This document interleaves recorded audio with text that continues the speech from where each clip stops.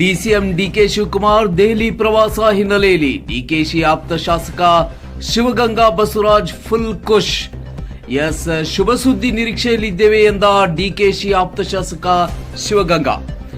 ಉಪಮುಖ್ಯಮಂತ್ರಿಗಳು ಮುಖ್ಯಮಂತ್ರಿ ಆಗುವ ಭಾವನೆ ಬರುತ್ತಿದೆ. ಡಿಸಿಎಂ ದೆಹಲಿ ಭೇಟಿ ಬೆನ್ನಲ್ಲೇ ಶಾಸಕ ಶಿವಗಂಗಾ ಹೇಳಿಕೆ ನೀಡಿದ್ದಾರೆ.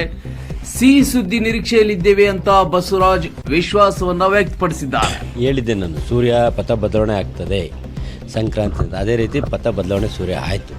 ಅದೇ ರೀತಿ ನಮ್ಮ ಪಥ ಬದಲಾವಣೆಯೂ ಆಗಿದೆ. ನಾವು ಸಹ ಪಕ್ಷದ ಕಾರ್ಯಕ್ರಮಗಳು, ಸರ್ಕಾರದ ಕಾರ್ಯಕ್ರಮಗಳ ಬಗ್ಗೆ ಇಷ್ಟು ದಿನ ಪಥ ಆ ಭಾಗದಲ್ಲಿ ಆ ಕಡೆ ಪಥ ಇತ್ತು. ಇವತ್ತು ಹೈಕಮಾಂಡ್ ಕರೆದಿರೋದ್ರಿಂದ ಪಥ ಎಲ್ಲರದ್ದು ದೆಹಲಿ ಕಡೆ ಇದೆ. ಅದೇ ಪಥ ಬದಲಾವಣೆ ಅಂದರೆ ಏನು ಅಂದರೆ ನಮ್ಮದು ಸಹ ಒಂದು ಆಶಾಭಾವನೆ, ದೆಹಲಿ ಕಡೆ ಪಥ ಬದಲಾವಣೆ ಮಾಡ್ತೀವಿ ಅಂತ ಹೇಳಿದ್ವಿ. ಅದೇ ರೀತಿ ಪೂರ್ವಕವಾಗಿ 16ನೇ ತಾರೀಕಿಗೆ ಕರೆದಿರೋದು. ಮಾಧ್ಯಮದವ್ರು ಉತ್ತರ ಕೊಡೋದು ನನಗೆ ಅನುಕೂಲ. ವರ್ಷ ಮಾಡ್ತೀರಾ ಮಾಡಿ, ಅಥವಾ ಸಿದ್ದರಾಮಯ್ಯವ್ರು ಮುಂದುವರಿಸ್ರಿ, ಅಥವಾ ಯಾರನ್ನಾರು ಬೇರೆ ತಂದು ಮಾಡ್ತೀರಾ ಮಾಡಿರಿ. ಒಟ್ಟಿಗೆ ಗೊಂದಲ ಬಗೆಹರಿಸ್ರಿ. ಮಾಧ್ಯಮದ ಮುಂದೆ ನಾವು ಸ್ಟೇಟ್ಮೆಂಟ್ ಕೊಡ್ಬಿಡಿ ಅಂತ ನೀವು ಹೇಳೋದು, ಮಾಧ್ಯಮದವ್ರು ಬಂದು ನಮ್ಮನ್ನು ಸಾಮಾನ್ಯವಾಗಿ ಕೇಳಿದ ಸಂದರ್ಭದಲ್ಲಿ ನಾವು ಉತ್ತರ ಕೊಡೋದು ನೀರೋಕ್ಕಾಗಲ್ಲ. 100ಕ್ಕೆ 100 ನಿರೀಕ್ಷೆಯಲ್ಲಿ ಇದ್ದೀವಿ. ಯಾಕೆ ಅಂದರೆ ಮಾಧ್ಯಮದ ಮುಖಾಂತರ ಅಥವಾ ಕೆಲವು ಕಡೆ ಮುಖಾಂತರ ಕೇಳಿದ ಸಂದರ್ಭದಲ್ಲಿ ಅಧಿಕಾರ ಹಂಚಿಕೆ ಏನು 2 ವರ್ಷ ಆಗಿದೆ ಅಂತ ಏನು ಭಾವನೆಗಳು ಬರ್ತಾಯಿತ್ತು. ಆ ನಿಟ್ಟಿನಲ್ಲಿ 2 ವರ್ಷ ಆಗಿದೆ, ಪ್ಲಸ್ 5 ವರ್ಷ 7 ವರ್ಷ ಆಗಿದೆ ಮುಖ್ಯಮಂತ್ರಿಗಳದ್ದು.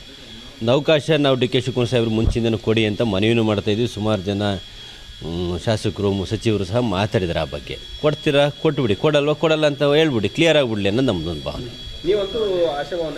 ನಾವು ಯಾವಾಗಲೂ ಆಶಾಭಾವನೆಯಲ್ಲಿದ್ದೀನಿ. ನಾನು ಡಿ ಕೆ ಶಿವಕುಮಾರ್ ಮುಖ್ಯಮಂತ್ರಿ ಆಗಬೇಕು ಅನ್ನೋ ಕನಸು ಕಂಡಲ್ಲಿ ಪ್ರಥಮ ನಾನೇ. ಏನೊಂದು ಹೇಳಿಕೆ ಕೊಟ್ಟಿದೆ, ಕ್ರಾಂತಿ ಇಲ್ಲ ಪ್ರಾಂತಿ ಇಲ್ಲ. ಯಾರು ನವಂಬರ್ ಕ್ರಾಂತಿ ಅಂತ ಇದ್ರು, ನವಂಬರ್ ಆದಮೇಲೆ ಅವ್ರಿಗೆ ವಾಂತಿ ಭೇದಿ ಶುರು ಆಗ್ತದೆ ಅಂತ ಹೇಳಿದೆ. ಅದು ನವಂಬರ್ ಮುಗೀತು, ಡಿಸೆಂಬರ್ ಮುಗೀತು, ಈ ಸಂಕ್ರಾಂತಿ ನೆನ್ನೆಗೆ ಮುಗೀತು. ಈಗ ಯಾವುದಿದೆ? ಈಗ ಯುಗಾದಿಗೆ ಇನ್ನು ಎಷ್ಟು ತಿಂಗಳು ಬಾಕಿ ಇದೆ? ಮಾರ್ಚಲ್ಲಿ ಬಾಕಿ ಇದೆ. ಮಾರ್ಚಲ್ಲಿ ಅದು ಮಾರ್ಚು ಹೋಗ್ತದೆ. ಅದು ಈಗ ನಾನು ಒಂದೇ ಹೇಳೋದು, ಆ ಮುಖ್ಯಮಂತ್ರಿ ಕುರ್ಚಿದಲ್ಲಿ ಮನೆ ಸಿದ್ದರಾಮಯ್ಯ ಅವರು ಕೂತಿದ್ದಾರೆ. ಕುರ್ಚಿ ಖಾಲಿ ಇಲ್ಲ. ಆ ಕುರ್ಚಿ ಸಿದ್ದರಾಮಯ್ಯಗೆ ಬದಲಾವಣೆ ಮಾಡಬೇಕಂದ್ರೆ ನಮ್ಮಿಂದ ನಿಮ್ಮಿಂದ ಸಾಧ್ಯ ಇಲ್ಲ.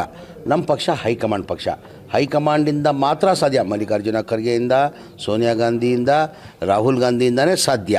ನಮ್ಮ ಹೈಕಮಾಂಡ್ ಏನು ನಿರ್ಧಾರ